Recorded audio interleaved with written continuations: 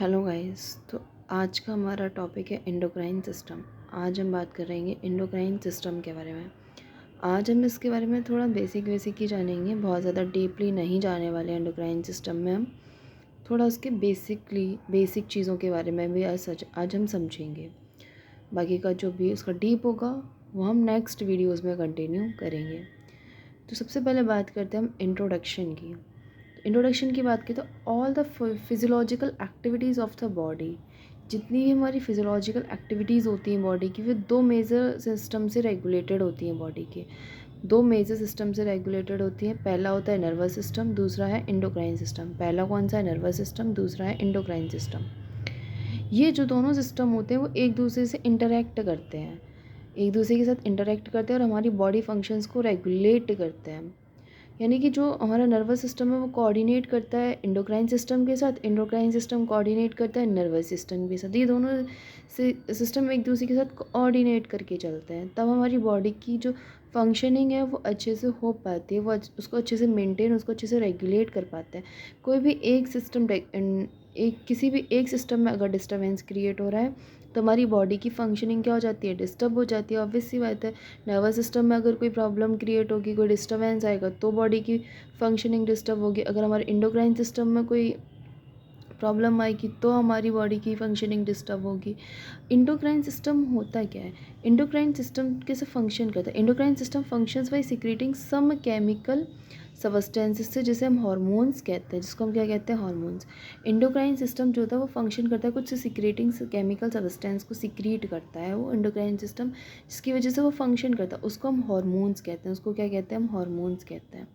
बात करते हैं शेल टू शेल सिग्नलिंग की। जैसे कि हमने बात की थी कि हम इसके केवल बेसिक्स के बारे में बात करेंगे।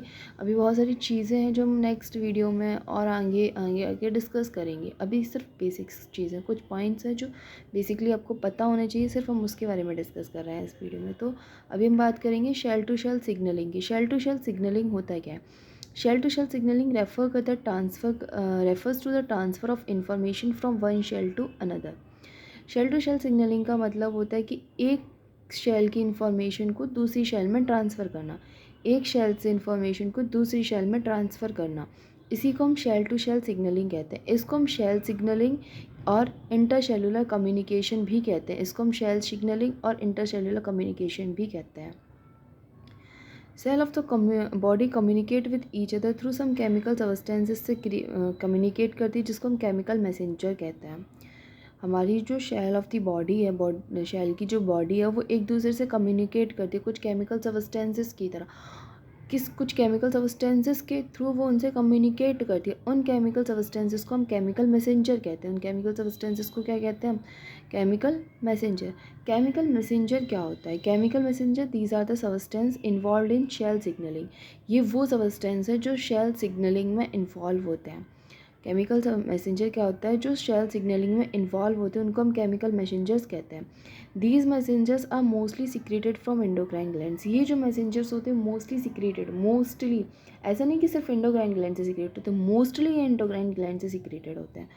All the chemical messengers carry the message from signalling cells to target cells. जितने भी केमिकल मैसेंजर्स होते हैं वो मैसेज को यानी कि हमारा जो सिग्नल है, मैसेज उसको कैरी करते हैं